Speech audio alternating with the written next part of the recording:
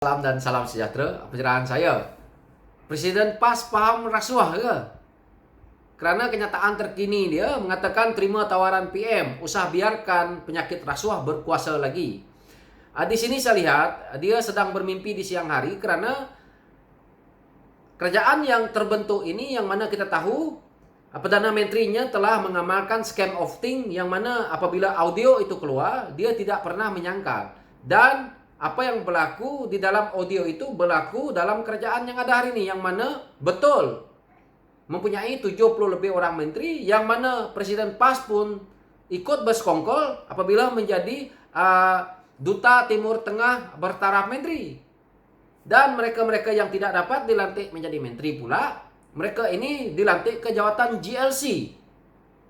Jadi semua yang ada dalam kerajaan hari ini ada jawatan. Ini bukan rasuah ke? Apakah Presiden PAS apabila Perdana Menteri mengumumkan pula yang terkini yaitu di sidang perutusannya mengatakan bahawa apabila pihak pembangkang ingin menyokong beliau untuk kekal terus berkuasa dan memberi imbuhan yaitu ketua pembangkang akan dinaikkan taraf kepada menteri seolah-olah menteri kanan, apakah ini bukan bentuk rasuah? Presiden PAS ini tidak ingat ke? Rakyat di bawah ini tengah susah, tengah menderita, nak mencari 1-2 ribu gaji susah, 100-200 pun susah. Presiden PAS dan orang-orang yang ada dalam kerajaan hari ini mengaut gaji berpuluh-puluh ribu, beratus-ratus ribu. Apakah ini betul? Jadi ini kita lihat sifatnya Presiden PAS ini yang begitu tamak, begitu rakus dengan duit dan harta. Kerana mereka gila dengan jawatan ini untuk mereka mendapat pangkat, dan pangkat itulah yang memberikan gaji yang lumayan. Belum lagi keborosan yang mereka lakukan di kementerian yaitu dengan projek-projek dan tenda-tenda yang ada. Jadi perlukah Presiden PAS nak melihat pihak pembangkang perlu bersekongkol untuk bersama dengan kerajaan yang ada hari ini untuk terus menyokong supaya rakyat menderita di bawah? Kamu orang bersukaria, hari-hari buat meeting apa pun tak ada faedahnya kepada rakyat. Jadi di sini saya lihat Presiden PAS tidak perlu nak bercerita tentang rasuah kerana dia sendiri adalah orang yang juga terlibat mengamalkan rasuah dalam kerajaan yang ada hari ini, bersekongkol. Dan di sini juga pada saya, apabila disebut tentang rasuah ini, apakah betul Presiden PAS ada terima 90 juta? Jawab di media supaya rakyat boleh tahu. Kalau tidak, katakan tidak.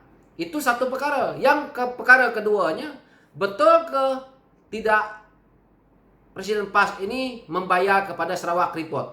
Jangan suruh Macaca yang jawab. Kerana orang nak dengar daripada mulut Presiden PAS untuk jawab supaya perkara ini tidak lagi menjadi bualan di media sosial yang mengata dipertikaikan ataupun cuba di katakan oleh walaon-walaon di media ni mengatakan tidak pernah. Tetapi hakikatnya daripada Sarawak Report jelas bahawa Presiden PAS sudah membayar dia 1 juta lebih untuk menyelesaikan masalah cerita 90 juta ini. Apakah 90 juta ini bukan bentuk rasuah ataupun sedekah daripada UMNO waktu itu? Jadi jangan cerita kalau sendiri mengamalkan rasuah tetapi diceritakan kepada rakyat seolah kamulah parti agama dan kamulah parti bangsa.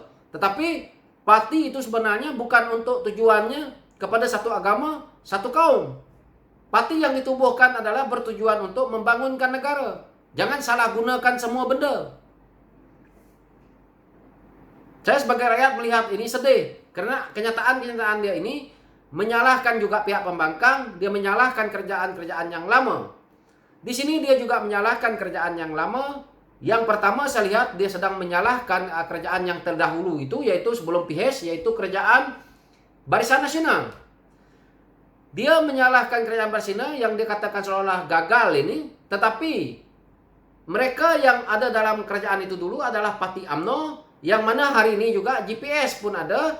Ini adalah mereka yang dulu mendirikan kerajaan Barisan Nasional. Jadi kamu punya kerajaan hari ini, kalau nak katakan kerajaan terdahulu gagal, mereka-mereka itu adalah mereka yang daripada Parti Barisan Nasional dahulu, yang mana Perdana Menteri kamu juga hari ini pun timbalan Perdana Menteri di waktu Barisan Nasional. Kalau kamu nak menyalahkan PHS pula, yang mana saya lihat di sini dia menyalahkan PHS pula, bermakna hari ini kerajaan kamu yang telah terbentuk ini adalah kerajaan yang gagal, yang mana mereka ini adalah menteri-menteri daripada PHS, termasuk lagi Perdana Menteri ini lagi, yang mana dialah Menteri Dalam Negeri dahulu. Dan menteri-menteri PHS yang mana yang baik, yang ada dalam kerajaan terdahulu, yaitu kerajaan Pakatan Harapan tu, sudah keluar menjadi pembangkang hari ini.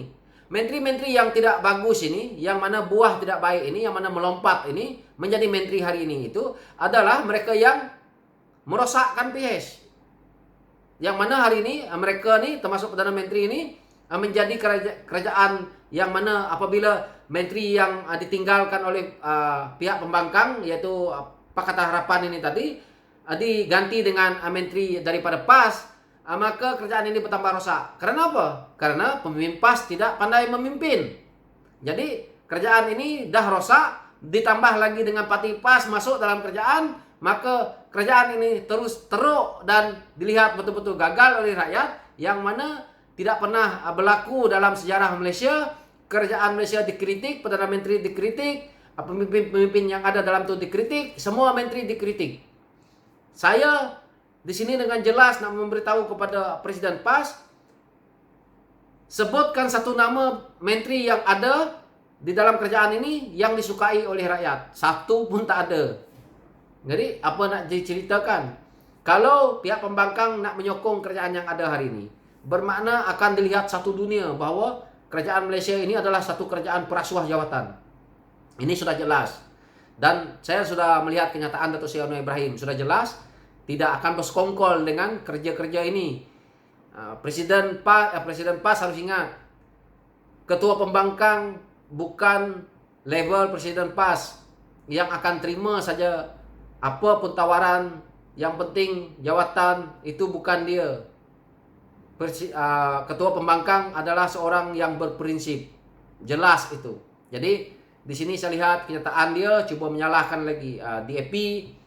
Ini adalah satu yang dia cuba secara halus untuk dia menidakkan parti DAP, tapi dia ingin semua parti-parti yang lain ni bergabung dan tinggal DAP seorang. Ini adalah satu sifat yang saya lihat pemimpin PAS terlalu busuk, yang tidak baik seperti ini. Karena dia juga saya lihat terlalu berdendam. Terutamanya kita lihat dengan Parti Amanah, yang mana mereka akan mengkritik kerana mereka ingin kuasa saja. PAS jangan berseronok, PRU ke-15 sedang menunggu kamu. Lebih baik hari ini kamu keluar ke kenyataan yang boleh menyenangkan hati rakyat. Kenyataan yang kamu keluar hari ini, sementara kamu di anjung kuasa ni, memang rakyat senyum, dia dengar. Tetapi hakikatnya, tunggu PRU ke-15 nanti. Kita akan lihat, apakah parti kamu itu terus akan kekal dengan mempunyai majoriti yang banyak, ataupun akan menurun daripada 19 kursi itu. Dan saya takut kamu orang bertembung sesama sendiri, karena hari ini kamu jual kaum, yaitu kaum Melayu. Kamu jual agama Islam, yang mana kamu memerlukan juga undi-undi daripada kaum lain. Ini yang saya selalu ceritakan. Tetapi apabila kamu dapat saja kuasa, maka kamu mula menindaskan kaum lain dengan kamu punya media-media yang seperti ini. Jadi harus ingat, jangan Presiden PAS sok sendiri. Dunia ini bukan milik satu orang.